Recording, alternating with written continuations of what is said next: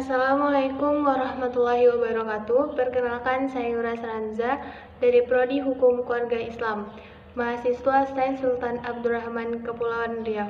Video ini adalah salah satu tugas mata kuliah saya, pendidikan multikulturalisme, di mana saya akan menyampaikan materi tentang karakteristik bangsa Indonesia dan tantangan implementasi pendidikan multikulturalisme, di mana saya akan membahas tentang karakteristik bangsa Indonesia yang merupakan salah satu ciri khas di mana masing-masing individu memiliki perwatakan yang berbeda-beda, dan bangsa Indonesia sendiri memiliki karakteristik yang dinamis, di mana dapat diubah dari satu periode ke periode berikutnya. Seperti yang telah disampaikan oleh Bung Karno-Hatta, bahwa sebenarnya karakteristik ini sudah ada, namun perlu diubah. Seperti salah satu contohnya, dulu Indonesia sering disebut dengan negara timur, negara yang memiliki sifat ramah tamah, sopan santun, juga lemah lembut.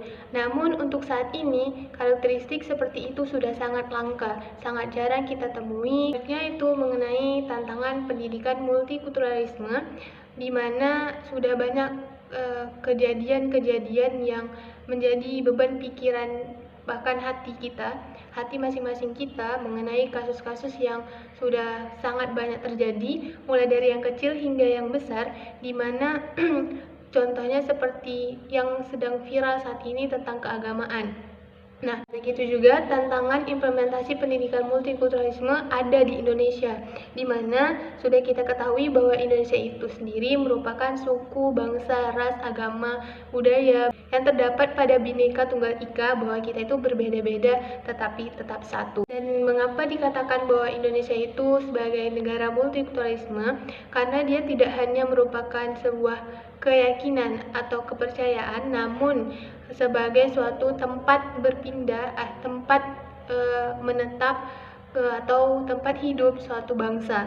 Tantangan implementasi pendidikan multikulturalisme di Indonesia terdapat menjadi 3: agama, suku bangsa, dan tradisi, di mana Indonesia sendiri memiliki beragam suku bangsa, tradisi, dan sebagainya yang dapat menyatu. Dengan catatan, apa sih tantangan implementasi pendidikan multikultural yang terjadi tentang antara suku, agama, suku bangsa, dan tradisi, agar tantangan ini tidak terus berlanjut.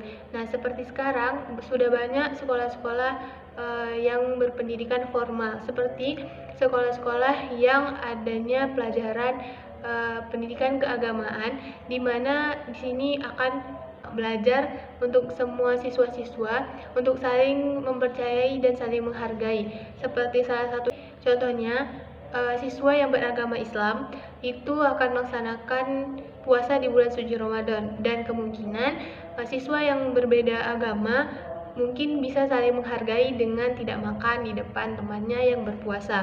Itu yang kedua, itu ada kepercayaan, di mana kepercayaan ini sendiri sekarang sudah sangat berkurang terhadap orang-orang di sekitar kita jika kita tidak mengetahui dan saling berkomunikasi. Inilah menyebabkan kita kurang percaya terhadap orang-orang di sekitar kita, sepertinya tetangga kita.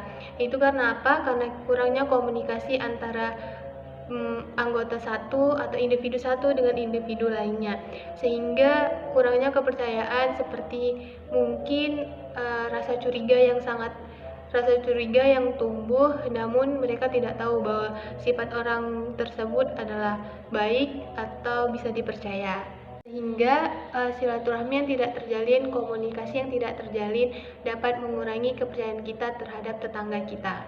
Yang ketiga adalah toleransi, merupakan bentuk tertinggi bagi kita, di mana itu saling menghargai dan saling tidak membeda-bedakan antara agama yang satu dengan yang lainnya, suku yang satu dengan yang lainnya, tradisi yang satu dengan tradisi yang lainnya.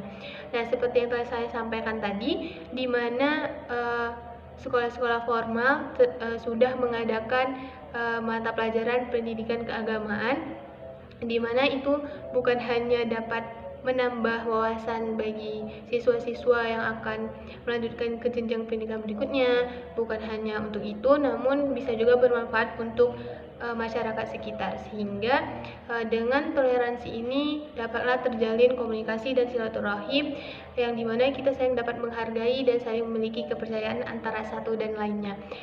Inilah yang dapat saya sampaikan tentang karakteristik bangsa Indonesia dan tantangan implementasi pendidikan multikultural.